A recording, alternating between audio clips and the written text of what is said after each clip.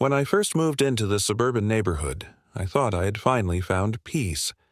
The streets were lined with neatly trimmed lawns, families waved to each other in the mornings, and the kind of quiet comfort I thought would be perfect for my nephew filled the air. My sister had passed away when her son, Jacob, was only 8. Since then, I'd become both his guardian and his anchor in life. Jacob was born with epilepsy, and while he was a bright, curious, and determined teenager, his condition meant he needed a service dog to live with some sense of normalcy and independence. His dog, Max, a golden retriever with soulful brown eyes, wasn't just a pet. Max was trained to detect seizures before they happened, alert Jacob and anyone nearby, and even fetch his emergency medication if it ever came to that. For Jacob, Max wasn't just comfort, he was survival. Unfortunately, our neighborhood wasn't as picture-perfect as it looked on the surface. The Homeowners Association ran things like a petty dictatorship, and at the head of it all was the woman we came to call HOA Karen. Her real name was Linda, but if you ever met her, you'd know exactly why the name Karen stuck. She had that permanent scowl etched into her face, the kind of smug superiority that radiated from the way she spoke to everyone like they were beneath her.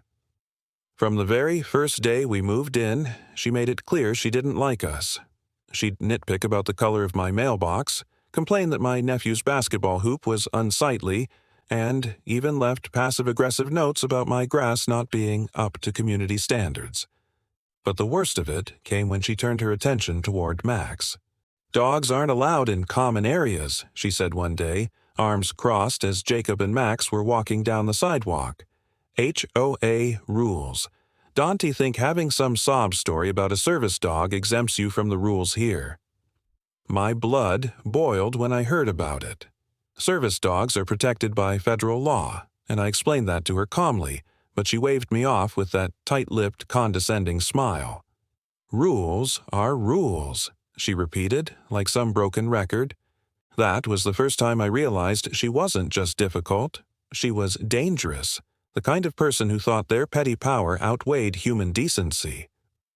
Over the next few weeks, her behavior escalated. She'd call board meetings specifically to bring up the issue of dogs on property. She'd corner Jacob, asking if Max had been licensed properly. She even went so far as to send us letters claiming we were in violation of HOA guidelines, complete with fines attached. I consulted a lawyer who told me what I already knew. Service dogs are federally protected, and the HOA couldn't override that. But Karen didn't care about the law. One afternoon, the real breaking point came. Jacob had taken Max outside to walk near the corner of our street. He paused to tie his shoe, and while he was distracted, Karen stormed up, grabbed Max by the leash, and dragged him toward a nearby stop sign. Before Jacob could even process what was happening, she had tied Max to the pole and stood there with her arms crossed, saying, "If you want to parade that mutt around, he can stay here until you learn the rules." Jacob froze. He was only 14, and Karen towered over him with that self-righteous glare. Max, sensing Jacob's distress, whined and pulled against the leash, his eyes darting back and forth in panic. When I arrived a few minutes later after Jacob called me sobbing, the sight nearly broke me. My nephew was standing there, pale and trembling, his fists clenched in helpless rage, while Max whimpered against the metal post. And there was Karen, smiling like she'd just accomplished something noble.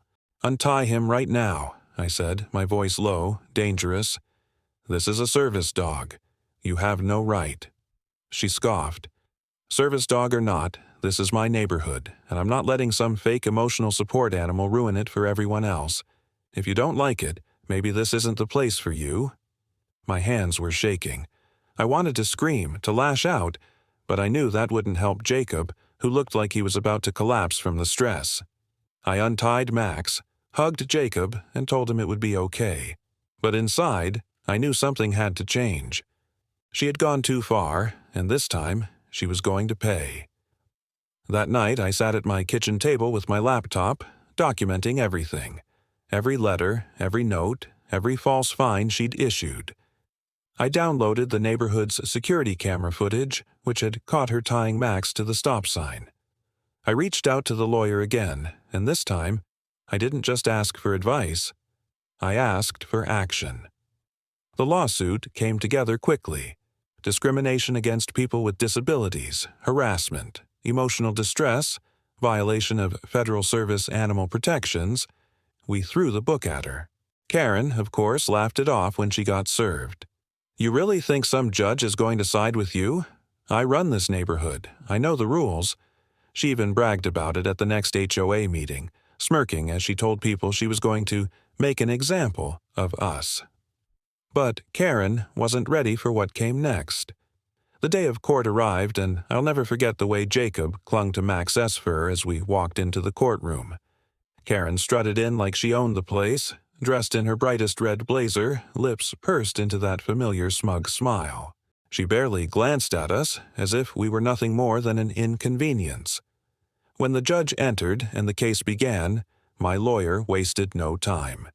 He laid out the timeline of harassment, presented the threatening letters, and finally played the security footage of Karen dragging Max across the sidewalk and tying him to the stop sign.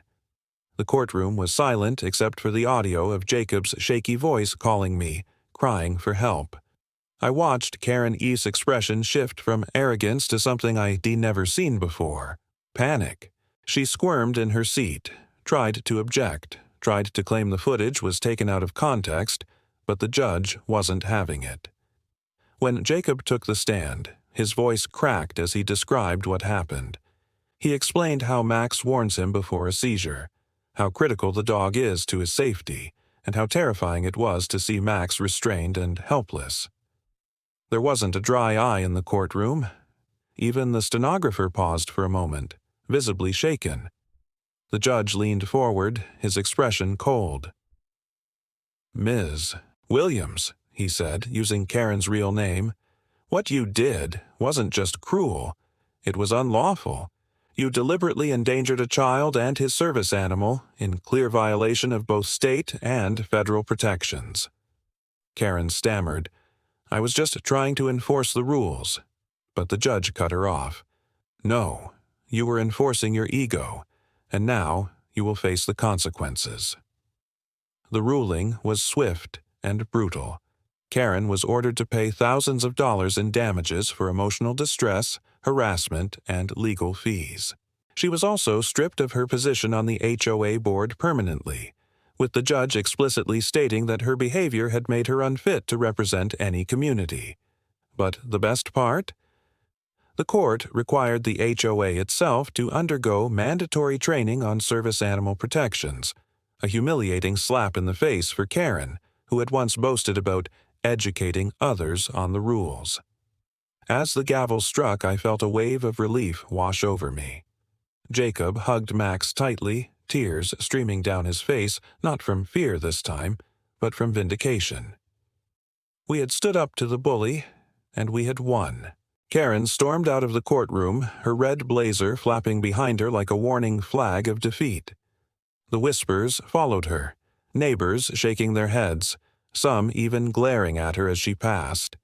She had built her reputation on intimidation, and in one afternoon it crumbled to dust. Life in the neighborhood changed after that. Without Karen at the helm, the HOA softened. People became friendlier, more understanding. Max was welcomed everywhere, with neighbors often stopping to pet him or thank him for taking care of Jacob. And Jacob himself blossomed. He walked a little taller, smiled a little more, knowing that justice had been served and that his voice, his truth, had mattered. Sometimes when I think back to that awful day at the stop sign, I still feel the old anger bubbling up.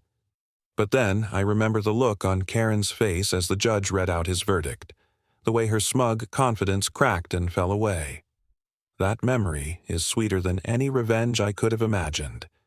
It wasn't just about winning a case. It was about proving that people like her can stomp on others forever. That no matter how small you feel in the moment, justice has a way of finding the people who deserve it. And in the end, the message was loud and clear. You don't mess with someone's family, and you sure as hell don't mess with a service dog.